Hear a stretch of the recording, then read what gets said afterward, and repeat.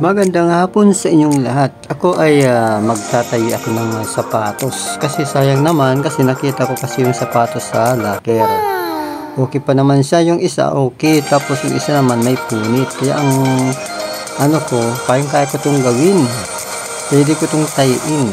Basta mayroon lang na karayom na malaki at saka may sinulid na medyo makapal-kapal. At saka kakulay ng sapatos. Okay? At bago ang lahat ay magsa-shoutout muna ako. Shoutout ko si George Barber, pinakauna, si Ate Amor, si Christopher Guillem, Jowisky TV, si Sir Alpi, si Sir Regan, si Sir Ariel, si Ruben Rafael Santos, si Sir Mike, si Jerona Santos, si Angel, si Calvin, si Rinaldo Fernandez, si Ri Gallardo, si John Samuel, si Ramji, si Christian Soriano, si Lovely, si Texon, si Martin Alarma Jr., si Salvi Alarma, si Mercy Alarma, at ang aking mga kapatid, aking nanay, at dumikit ka lang sa sure, like kayong at sa shoutout ko kayo at sa kumustahan sa Bicol Bats 1990 at shoutout ko at sa aking advisor si Ma'am Talita Mercado, teacher advisor ko yun nung nasa high school pa ako, at mga kamits ko dyan. Okay, at saka aking mga karhil, si Les, si Ari, si Kenzie Campbell, si Winnie Costarel, si Loreto Ripareps, si Melba Aber, si Marlene, sa Charlotte Rins Olivares, si Joey Zamora, Humberto Dinson, si RG Flores, si Jenna Alipante, Maria, si Flor Ambala. Okay, ito na ginagawa ko na ngayon, yung pagtatay ko ng sapatos. Okay, ayan. Kararating ko lang kasi sa trabaho, kaya ang ginawa ko, habang maaga pa, ginawa ko na yung pagtatay. Kasi tamang-tama naman, kaya ko namang gawin ito. Wow! Tapos, ang ginawa ko kanina ay medyo madumi, kaya ang ginawa ko, nilinis ko siya. As ginamitan siya ng chemical na yung ginagamit namin sa sopa, ng panlinis. Yun, parang nagbago yung kulay ng sapa, bumalik sa pagkakulay nito. Tapos, binalawan ko ng maigi. Tapos nang pagkatuyo siya ayos, pwede pa talaga siya. Kaya ang kalagayan pala pag may makita kang sapatos, kailangan mo siyang linisin. Pagkatapos, saka mo siya tayin. Kung kaya mo naman siyang tayin. Kasi napakamahal kasi pag magpapatahi ka ng sapatos. Alam mo kung magkano papatahi? Mayroong 150, may 200. Depende sa ano niya. Saka lalo sa pagdidikit. May bayad na, wala na kasi ngayong libre sa pagtatay ng mga ganyan. Kaya maging ano tayo din, kung kaya naman natin tayin, gawin natin yan. Okay, ano lang naman, kapiranggot lang naman na ano to, pitas na napunit.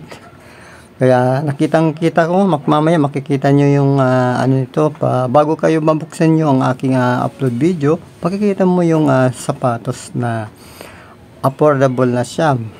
Ayos na siya talaga. Hindi mo halata na inano siya, tinay. Kasi ang sinulid kasi niyan ay kasing kulay lang na sa sapatos. Diba? Yung pinakahalagaan talaga, kasing kulay para hindi siya mahalata na tinahi yung punit na sapatos. Ayos.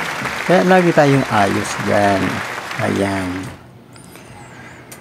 Diba? Napakalaga din pala, magagamit din pala yung ano, lalo na pagkasukat-sukat mo naman yung sapatos. Pero kung hindi naman kasya, pwede mo naman ibigay sa kasama o kaya sa anak o sa mga kaibigan. Kaya maganda pala at marami din na nagkakagusto niyan pa. Minsan nga gusto nilang bilihin. Yung iba ganun lang ginagawa nila eh. Tapos sa mga ukay-ukay, ganyan ginagawa nila, binibinta nila yung mga pinaglumaan nilang mga sapatos. Nililinisan lang ito at pagkatapos dinidisplay na. Kaya mga bagay-bagay pala na gamit pala sa ano, pwedeng pagkakitaan din. Kaya wag itapon yung mga pwede pa. Sayang na sayang talaga. Ayan na siya, ayos na siya. Ibabalik ko na sa sintas yung lalagyan at sususuotin ko na kung ayos na ayos pa talaga. Okay. Bumalik na yung ano niya. Okay na, binalik ko ng medyas. Binalik ko na yung ano niya, yung sintas. Lalo pag nilagyan ng medyas, maganda ito. Diba? Ayos na ayos. Pero kalimbawa may natuklap dyan na ano yung sa apakan, pwede mo naman nang lagyan ng rugby na pandikit, tapos wag mo nang ididikit siya, patuyuin muna, saka mo sa ilalapat ang ano nito para dumikit siya. Patutuyuin muna siya bago sa idikit para madikit yung pagkakadikit sa sapatos. Yan. Dalawa lang naman pandikit dyan, yung pandikit na ano, yung pandikit na madikit siya, yung madikit na nilalagay sa sapatos. Yung isa yung rugby, saka yung rugby, tapos yung isa at saka yung pangalawa yung may tiban, madikit talaga yan. Okay na. Ayos na. Pwede na yan isuot. Kahit ano mo siya, lakad-lakad mo siya, hindi na siya maano kasi maayos yung pagkakatayo nito. Ayan, diba? Maraming salamat po.